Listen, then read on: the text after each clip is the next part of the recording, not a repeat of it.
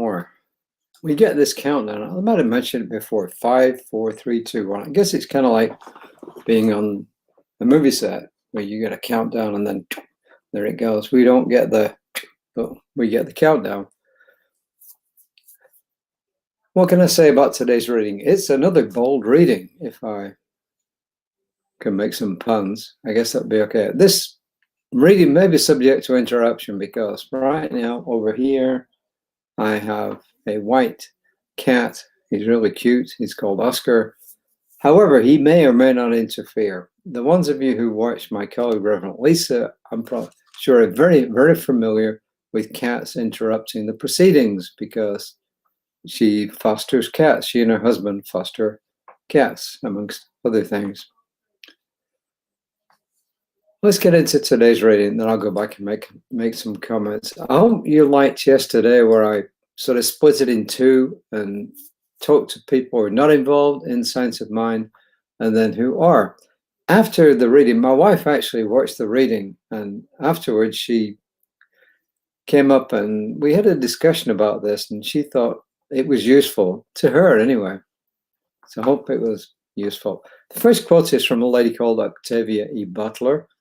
I looked her up. She was an American science fiction writer. She was African American, and she was one of the pioneers of writers in the science fiction, science fantasy genre who were either African American or women.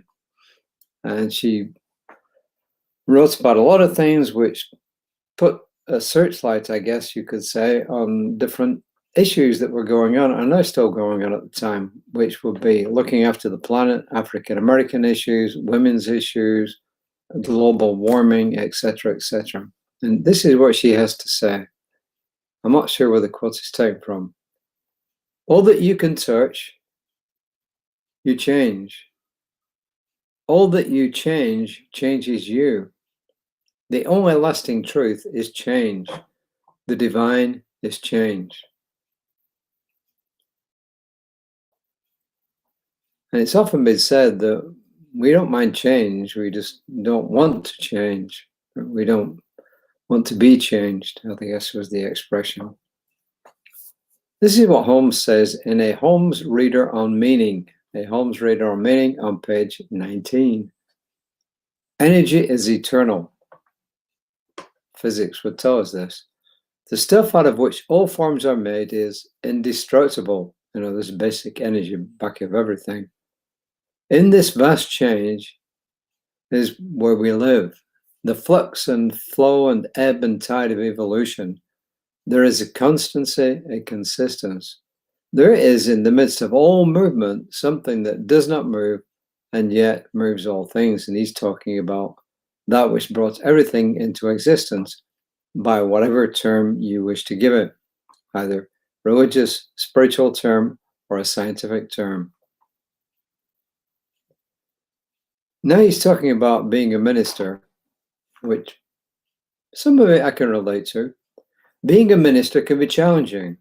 We expect ministers to be theological experts, housekeepers, parents, marketing professionals, fundraising gurus, counselors, conflict resolution masters, all while needing to balance their own self-care amidst all they're expected to be and do, all while having it all together.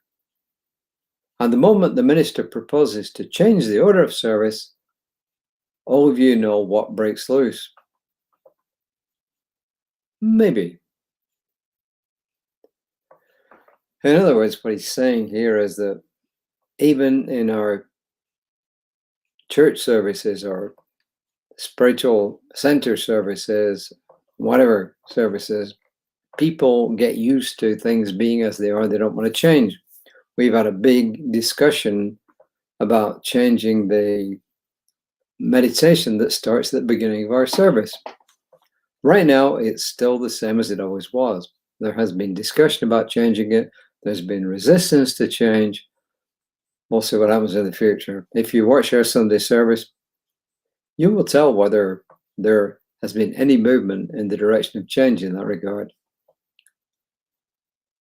We people can certainly do peopling in unique and sometimes harmful ways. I don't know if that's a verb or not, peopling. Does the minister actually need to be under review for moving announcements or changing an opening song? What is it about change that we resist so vehemently? Women fought to secure their voting rights.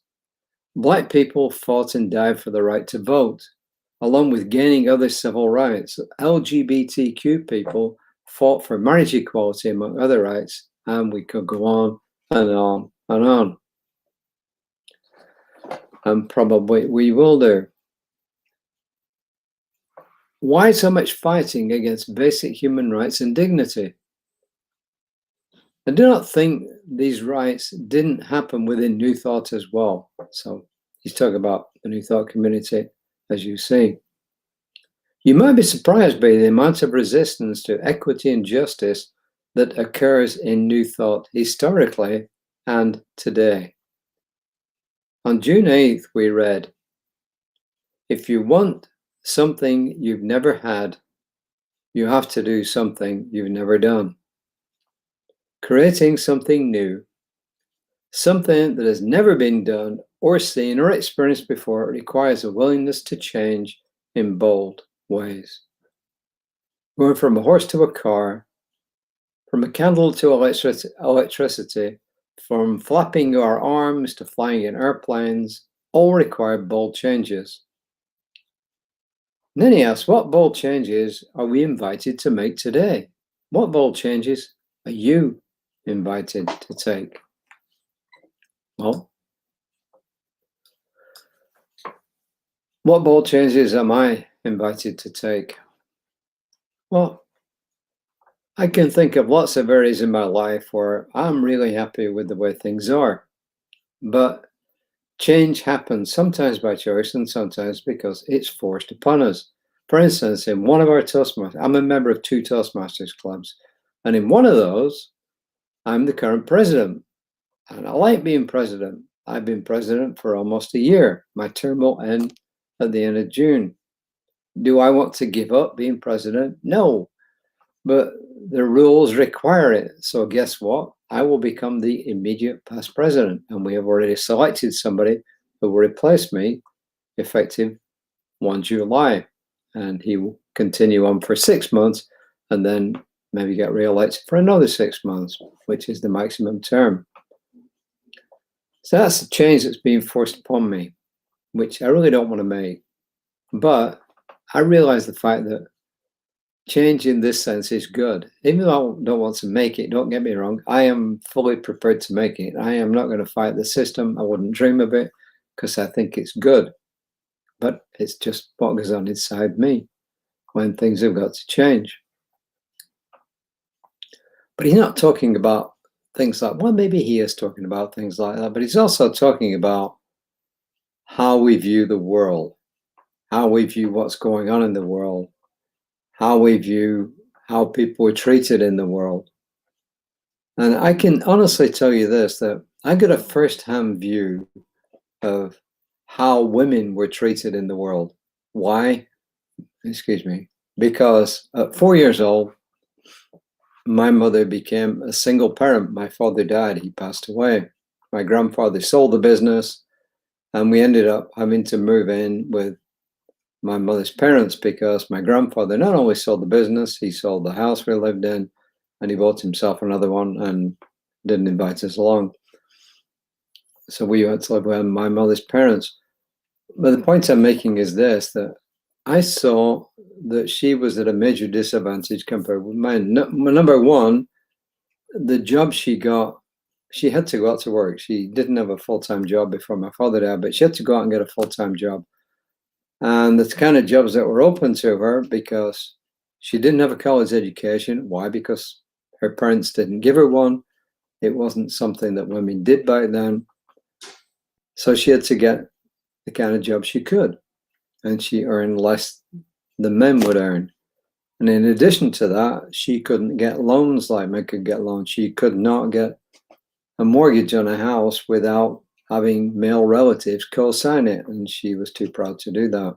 So, but all along I saw that she had to struggle, not only because she was a single parent, but also because the rules that society was working against her simply because she was a woman. So I got a first-hand view of this growing up as a kid, which I think really helped.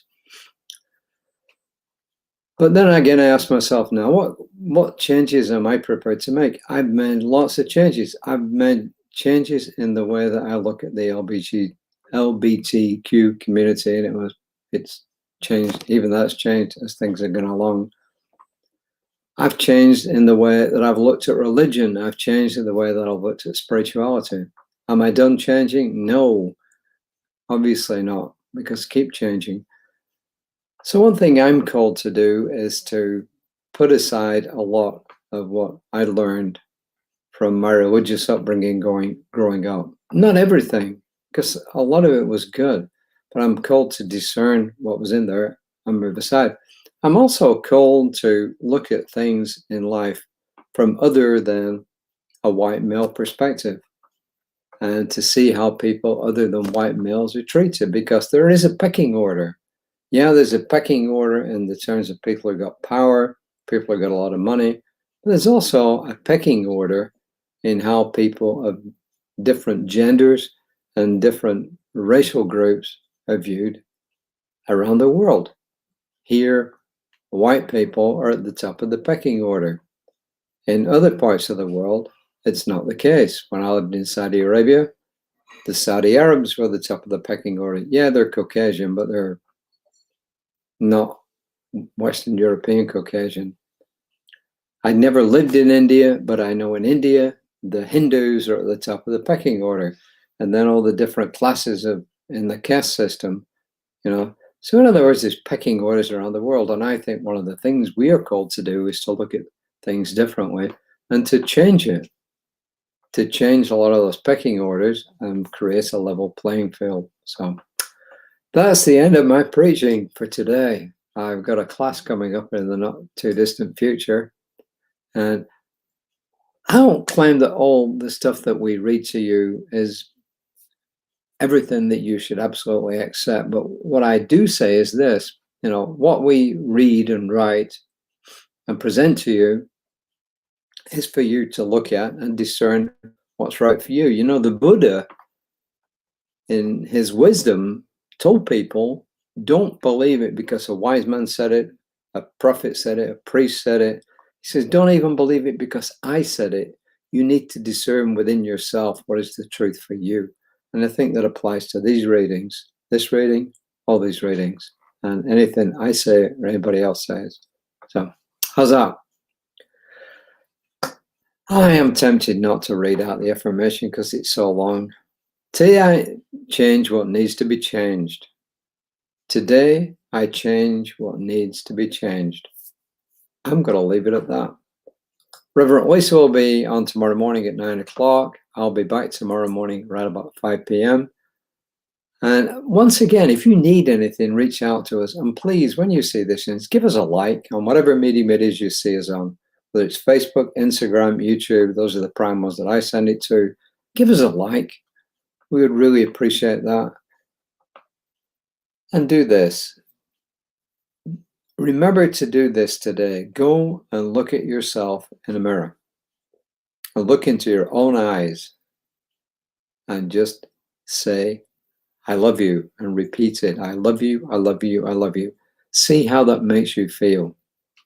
And if it makes you feel uneasy, then repeat the practice a few more times during the day. And keep repeating it until you really can look yourself in the eyes and say, I love you, and you really feel it. Sometimes it takes a lot of practice. So until next time, namaste.